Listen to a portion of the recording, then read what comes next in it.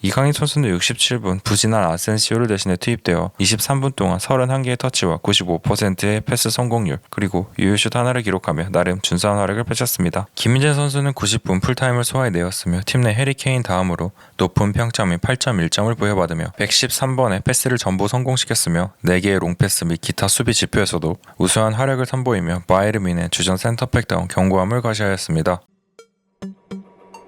인터밀란이 아스날을 1대0으로 꺾으며 승리를 거두었습니다. 밀란의 산시로 스타디움에서 열린 이 경기에서 인터밀란은 탄탄한 수비와 효과적인 공격으로 아스날을 제압했는데요. 경기는 시작부터 치열했습니다. 인터밀란의 덴질 둠프리스가 초반에 골대를 강타하며 아스날의 수비를 흔들었고 전반 종료 직전 미켈 메리노의 핸드볼로 인터밀란이 페널티킥을 얻게 되었습니다. 하칸 차라놀루가 이를 성공적으로 마무리하며 인터밀란이 1대0으로 앞서나갔습니다. 메리노는 공이 가까운 거리에서 손에 맞아 피할 수 없는 불가피한 상황이었음에도 VAR 판정은 핸드볼로 결정되었습니다. 이 장면은 이틀 전 맨체스터 시티가 스포르팅을 상대로 유사한 상황으로 페널티킥을 헌납한 장면을 떠올리게 하였습니다. 아스날은 비록 패배하였지만 이번 결과가 챔피언스리그 순위에 큰 영향을 미치지 않을 가능성이 큽니다. 왜냐하면 현재 아스날은 36개 팀 중 12위에 위치하고 있어 이번 패배에도 불구하고 다음 라운드 진출에 큰 어려움이 없을 것으로 보이지만 상위 8위 안에 들어 추가적인 노가웃 스테이지 라운드를 피하는 것이 아스날의 목표가 되겠습니다. 아스날은 이번 경기에서 총 13개의 코너킥을 가졌으나 득점으로 연결되지 않았습니다. 부카요 사카는 매번 날카로운 코너킥을 올리며 미켈 메리노, 카이 하베르츠, 가비레일과 같은 공중볼 경합에 강한 선수들이 위협을 가했으나 득점으로 이어지지 않았습니다. 문제는 최근 아스날은 세트피스에 지나치게 의존하는 경향을 보이며 오픈 플레이에서의 득점력이 떨어지는 것도 문제입니다. 희망적인 부분은 마르틴 웨데고르가 복귀하여 이러한 공격 문제를 해결하는 데 도움을 줄 수 있을 것 같습니다. 특히 부카요 사카는 인터밀란의 철저한 집중 견제를 받았는데 마테오 다르미안이 그를 집요하게 마크했고 왼쪽 센터백 얀 비셀과 수비형 미드필더들이 번갈아가며 사카의 공격을 효과적으로 차단했습니다. 아스날은 사카에게 공간을 주기 위해 다양한 움직임을 시도했으나 인터밀란의 조직적인 수비가 이를 허용하지 않았습니다. 페널티 판정 외에도 아스날은 전반전에서 논란이 될 만한 장면이 하나 더 있었는데 메리노가 가브리엘 마르티넬리의 크로스를 받으려 하는 상황에서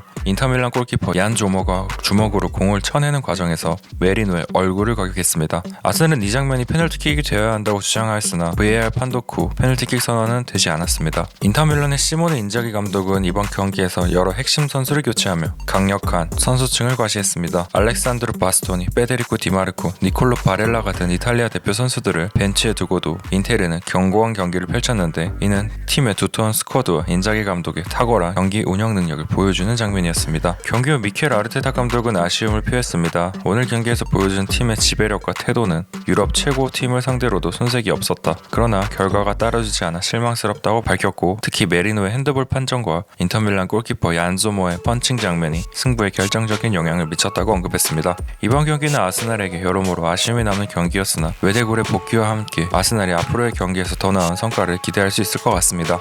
파크 대 프랑스에서 열린 챔피언스리그 경기에선 아틀레티코 마드리드가 파리 생제르맹을 상대로 극적인 승리를 거두었습니다. 이번 경기의 PSG는 지난 PSV 에인트호번과의 경기와 유사한 양상으로 전개되었습니다. 경기 내내 PSG는 압도적인 점유율과 볼 소유 능력을 보여주었고 중앙 공격수 없이 여러 득점 기회를 만들었으나 결정적인 순간에 마무리를 짓지 못하였습니다. 경기 초반부터 PSG는 폭발적인 공격을 펼쳤고 아슈라프 하키미와 우스만 덴벨레가 연달아 좋은 득점 기회를 만들었으나 번번이 놓쳤으며 다만 14분 아틀레티코 수비수 랑글레가 골문 앞에서 공을 지체하는 사이 덴벨레가 강한 몸싸움을 시도하여 공을 탈취하였고 자일 에메리에게 연결을 하여 차분하게 오블락 골키퍼를 넘기며 칩샷으로 득점에 성공했습니다. 하지만 4분 뒤에 AT 마드리드가 동점골을 기록하며 팽팽한 승부가 이어졌습니다. 이후에도 파리에게 여러 차례 기회가 있었으나 마무리가 부족했습니다. 덴벨레는 브래드리 바르콜라의 슛이 오블락에 막힌 후 다시 한번 슛을 시도했지만 골문을 벗어났고 하키미 또한 절호의 기회를 놓쳤습니다. PSG의 주장 마르키뉴스의 절묘한 패스로 하키미가 또다시 공을 받았지만 그는 득점, 패스, 그리고 크로스 모두 실패하며 PSG 감독 루이스 엔리케는 무척이나 실망스러운 표정을 지어 보였습니다.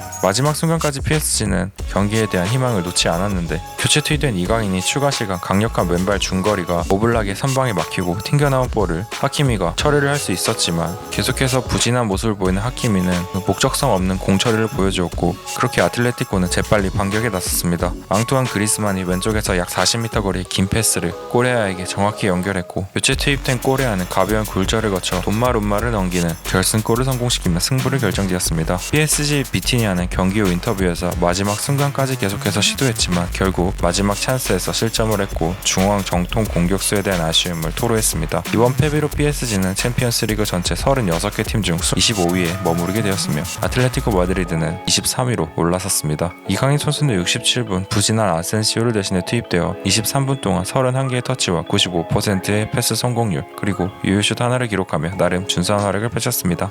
바이에른 뮌헨은 벤피카를 1대0으로 꺾으며 인상적인 경기를 펼쳤습니다. 이번 승리는 후반 67분 자말 무시알라 결승골로 결정되었는데 경기 내내 뮌헨은 경기를 완벽하게 지배하며 전체 점유율 76%, 24개의 슈팅, 패스 성공률 역시 93%의 높은 수치를 기록했습니다. 이에 비해 벤피카는 314회의 패스를 성공시키며 대체적으로 깊이 내려앉아 골을 먹히지 않겠다는 각오로 경기에 임했습니다. 바이에른의 공격은 압도적이었으나 득점 기회는 낮은 유효 슈팅 확률로 인해 많지 않았습니다. 벤피카는 수비 블록을 유지하며 역습을 노렸으나 뮌헨 수비진의 안정적인 대처 덕분에 위협적인 상황은 거의 만들어지지 않았습니다. 한편 경기 중반 뮌헨 노이어 골키퍼가 불필요하게 골문을 비우며 위험한 장면을 초래하기도 했으나 파울 판정으로 득점으로 이어지진 않았습니다. 이에 따라 뮌헨은 리그 내 경기 연속 무실점을 기록하며 수비적인 안정감을 증명하고 있습니다. 경기 후 뮌헨의 빈센트 콤파니 감독은 시즌 초 불안했던 수비진이 안정적으로 변모했다 평가하며 자신감 있는 수비와 공격을 겸비한 축구가 가능하다는 점을 보여주었습니다. 김민재 선수는 90분 풀타임을 소화해내었으며 팀 내 해리케인 다음으로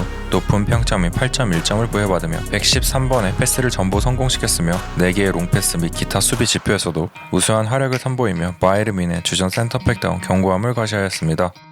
페에노르트는 잘츠부르크에게 1대3으로 패배하며 실망스러운 결과를 기록했습니다. 이번 경기에서 그들은 초반 결정적 기회를 살리지 못한 점이 너무나도 크게 작용했으며 골키퍼 팀원 벨렌 로이터의 실수가 실점으로 이어졌습니다. 후반에는 교체 투입된 아니스 하드무사가 한 골을 만회했지만 곧바로 페널티와 추가 실점을 허용하며 패배가 확정되었습니다. 이 패배로 인하여 페에노르트의 다음 라운드 진출 가능성은 크게 흔들리고 있으며 앞으로 만나게 될 맨체스터 시티, 바이에른 뮌헨, 릴과의 어려운 경기가 남아있습니다. 황인범 선수는 페에노르트의 전담 키커로서 공수방면 준수한 활약을 펼쳤지만 7번의 경합 중 단 2번만을 성공하였고 볼 소유권을 10번이나 잃는 등 다소 아쉬운 모습도 남겼습니다. FC 바르셀로나는 지베스다를 5대2로 꺾으며 3연승을 기록했습니다. 바르셀로나는 경기를 지배하였고 이니고 마르티네스의 선제골과 로베르트 레반도프스키의 멀티골, 하피냐와 페르민 로페즈의 추가골로 승리를 거뒀습니다. 지베스다는 실라스와 밀손이 한 골씩 만회했지만 역부족이었습니다. 이번 승리로 바르셀로나는 챔피언스리그 순위 6위에 올라섰고 지베스다는 여전히 승점 없이 35위에 머물러 있습니다. 서령우 선수는 경기 막판 만회골을 어시스트하긴 했지만 전반적으로 반대편 백인 바르셀로나의 질쿤데와 서령우 선수와 맞서야 했던 하피냐에게 스베스다는 완벽하게 무너져 버렸으며 결국 레반도프스키와 하피냐, 야말의 물오른 바르셀로나의 삼각편대의 희생자가 될 수밖에 없었습니다. 오늘 준비한 소식은 여기까지입니다. 시청해주셔서 감사합니다.